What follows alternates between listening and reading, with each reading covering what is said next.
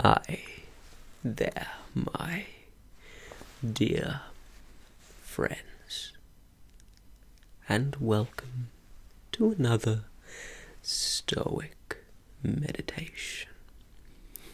You may notice in this video the lighting is kind of upcasting on my face, a little bit of a horror or thriller movie style.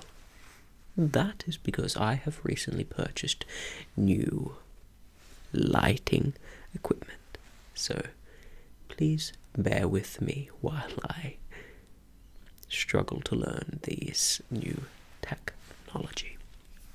Now, I would like to invite you to get into a comfortable position for the meditation. You're going to be sitting, kneeling, lying for some time. Maybe you're even on a walk, but I would like you to get into a rhythm, a pace, or a position which is comfortable for you. It's best if you can find a position which supports your spine and supports your anatomy in an ergonomic position so that you don't have any annoyances, pain, or distraction throughout the process of the meditation. Now, the purpose of this video, or these meditations in general, is to utilize the psychological and cultural practice of meditation. To meditate is to sit and concentrate, to both utilize and explore while also clearing your mind. To be ever vigilant and notice each thought that passes through with a mindfulness opposite to that of normalcy and opposite to that of day-to-day mindlessness, where you may not be aware of some of the thoughts which pass across your consciousness. Now, before I take you through the guided body scan and audio scan, which I will be helping you do today, I'd like to quickly explain what the purpose of today's Stoic meditation is. Today, we'll be focusing on the idea of observation, but furthermore observing your role models or friends for their valuable abilities or characteristics which you admire them and are grateful to them for. So, with this in mind, let's begin the anchoring part of the meditation, where you come to the present via utilizing a practical meditation technique. Starting at the top of the scalp, observe how you can with the sensations that you feel. Do you feel a tingling, a buzzing, or a numbness? Even a lack of sense is also an input of a kind. Moving down to your ears, your temples, and your forehead. Do you have a furrowed brow or tension behind or in front of the ears or in the temple? Moving down to the mouth and the cheeks. Are you holding tension in your jaw? Can you feel an underlying tone of tension in your muscles surrounding your mouth, or your cheeks, or even your chin, Is your chin flexed outwards or held down, or backwards, even for some? Your neck. Can you feel any sensation coming from your neck? Perhaps a slight, persistent, uncomfortable feeling from looking at your phone, a book, or your TV or computer screen. It's very commonplace. Moving down to your chest. Is your chest tight? Is it pulled and hunched forwards? Or are you the opposite and are slouching too much to the back? It's very common for people to have a forward hunch, especially if they have a muscular imbalance between the muscles on the front of their body versus the muscles on the back. Your arms. How do your arms feel? Can you feel any tension or any underlying tone in your biceps, your triceps, your forearms, your wrist, your fingers? Scanning in your mind, utilizing your mind and going through the surface of your skin. Can you feel a tingling or some sort of sensory input? Going down to the legs.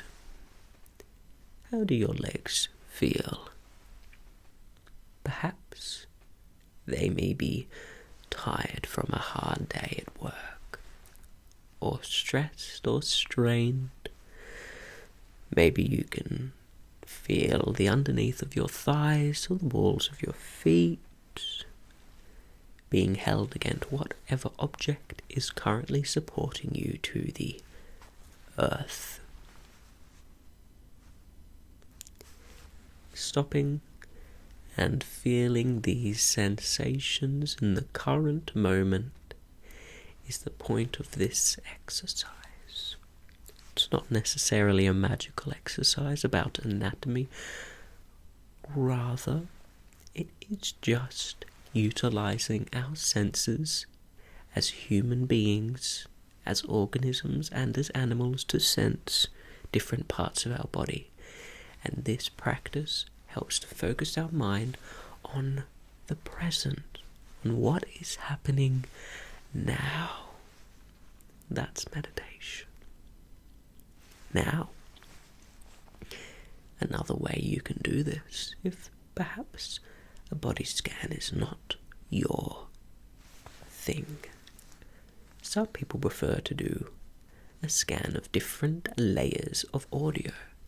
Some people are naturally more adept at doing this, but I think most people can definitely find some positive uses of this.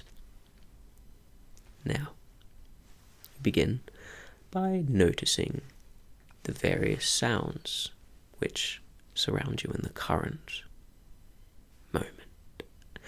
I think personally I can hear about 4 or 5 concurrent sound sources. Isolate what you can hear. I can hear, of course, my own voice, and I'm betting that you can hear the same thing. Next, after isolating on my voice for a period of time, going to isolate on a different noise in the background. Perhaps there is a static hum from a light bulb, a piece of electricity, an appliance, your phone, or something somewhere. Is there a persistent humming noise? If you isolate it and bring it to the front, can you focus on it at the current moment? Moving on, I know that I can hear outside the wind as it passes through the eucalyptus trees here in my front and backyard in Australia. Can you hear anything of the sort? Perhaps you can hear movements or shuffling of people around you, or perhaps you can even hear the ringing of your own eardrums. These are all different things which you can focus on and isolate to stay in the present moment. These are all useful, and having a wide repertoire, a wide meditative skill set of various anchors is something that is extremely useful to keep you in the present, even in the most of emotionally disturbing situations. And a regular practice utilizing anchors to stay in the present helps you to naturally stay in the present throughout the rest of the day. People sometimes forget that the positive impacts of meditation do not stop once you stop meditating, but they flow on throughout the day. Now, let's move on to the Stoic part of the meditation.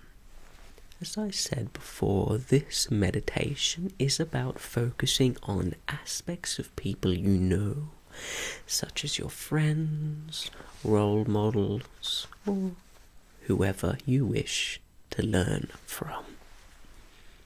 Most people, if not everyone, has some asset, ability, skill, variable, characteristic that is admirable or at least usable in some way,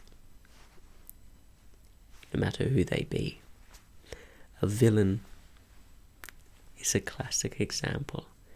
You may completely disagree with their morality, but many villains possess some very admirable qualities such as determination, perseverance, planning, smarts and knowledge. So, these are all things that you can isolate within your mind. I would pick one person who you wish to resonate with and to copy to some extent to improve your own character. Do you have a friend or know of someone who is very, perhaps hard-working, perhaps patient, maybe kind, maybe they have a care for their health that you would like to be able to replicate in your own life? I would focus on this aspect of your friend. Now, this process is very important for everyone, not just philosophers, not just those who are interested in self-improvement and betterment, but also as a human being to maintain good and quality friendships. Part of having a good and ongoing friendship is gratitude. That's a significant part of happiness in life. Gratitude is a thankfulness for what you have. So, when you isolate the variables or the characteristics of a friend that you may have, or a role model that you may have access to learning about, being grateful about their positives is something which can really help you to remember to be happy and grateful and be a better friend and perhaps a better person in the long run. So keep this practice if you can. Remember to be grateful about the good parts of your friends. Becoming more grateful of the associations that you have is a very great part of life. Now moving on. What would you have to do to be more like your friend? And how can you increase your chances of remembering your gratitude?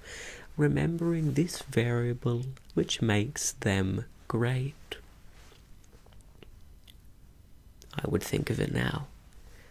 The next time that you see your friend, how can you make sure that you can notice this valuable asset that they have, that you admire about them? Will you bring it up? Will you perhaps keep a mental or physical note to yourself to try and observe this positive characteristic of theirs? Perhaps you can journal. Perhaps you can write down the experience of your friend. Or perhaps you can even write down the example that they set in your personal journaling as a reminder for how you yourself should act. Can you focus on the variable and imagine what it would be like if you had more of that? How would it impact on you morally, ethically? How would it impact on your efficiency or ability to be a good operating moral human who does their work and helps people and spreads love? If you stop and think, I would like to invite you to just have a pause, and while I guide you in some breathing, I would like you to imagine what actions you have to do in your environment or even in your own thinking to make this more likely to happen. And then I would like you to imagine yourself doing these things and living as the person who replicates this great personality characteristic.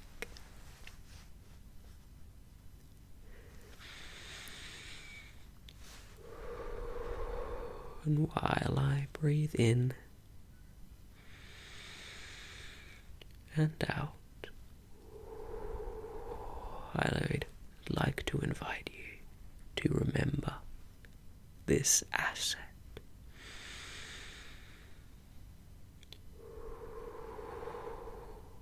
What can you do?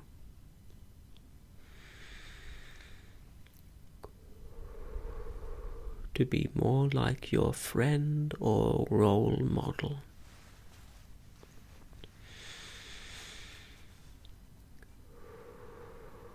And what would living like that be like?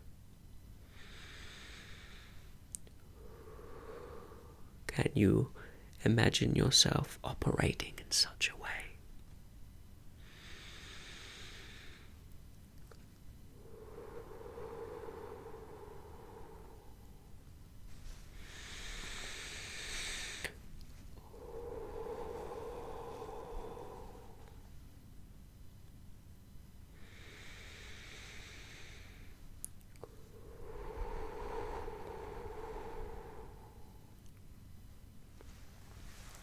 Thank you for joining me on this meditation. A core tenet of Stoic philosophy and of cognitive behavioral therapy